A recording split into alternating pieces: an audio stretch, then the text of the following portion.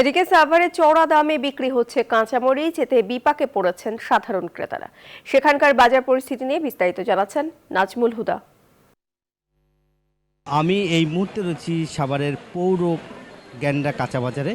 এই বাজারে আমরা দেখেছি যে মরিচের দাম কিন্তু সকাল থেকেই কিন্তু বেশি দামে বিক্রি করা হচ্ছে এই মরিচটা, এবং এখনও কিন্তু যে খুচরা বাজারে আমরা দেখেছি পার কেজি 440 টাকা বাজারে বিক্রি করা হচ্ছে খুচরা বাজারে, এবং প্রতি কেজি মরিচের দাম যদি এভাবে বিক্রি করা হয়, এক পোয়া মরিচ 110 টাকা, কোনো কোনো জায়গায় 120 টাকা নিচ্ছে। এবং আমরা যদি এই বাজারে এসেছি, এবং যেহেতু বাজারে কিন্তু প্রচুর এখন যে পরিমাণ মরিচ থাকার কথা সে পরিমাণ মরিচ নাই, এবং মরিচ কিন্তু এমনি সংকট, ভারী বৃষ্টি এবং বর্ষার কারণে কিন্তু মরিচের দাম হঠাৎ বেড়ে গেছে। এবং আপনার সাথে যদি একটু কথা বলি যে মরিচের বাজার হঠাৎ করে এত বাড়তি কেন, কারণটা?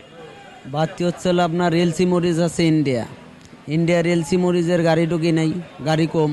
তার পাশে আপনার কৃষকরা বৃষ্টির কারণে 3-4 দিন বৃষ্টির কারণে আপনার মরিচ তোলা বাড়তেছে না, বাজারে আমদানি করা বাড়তেছে না, এই জন্য পাইকার কিনতেও বাড়তেছে না মরিচও আপনার। এনজিওর কিস্তি প্রথমবার বিকাশ পেমেন্ট করলেই 20 টাকা ইনস্ট্যান্ট ক্যাশব্যাক। ঢাকার কি সাপ্লাই দিতে পারতেছে না, মরিচ কম, এই জন্য দাম বেশি।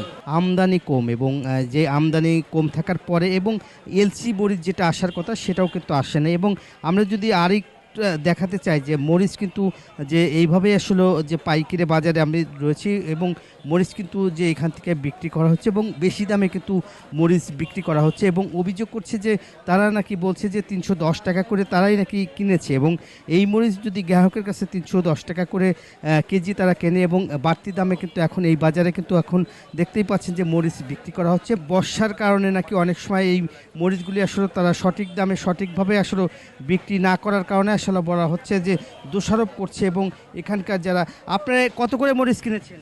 মরিচ কিনা 300-310। খুচরা বাজারে আমরা দেখেছি পার কেজি মরিচ 410 এবং 420 টাকা করে বিক্রি করা হচ্ছে। এই ছিল সাভারের মরিচের বাজারের সর্বশেষ খবর।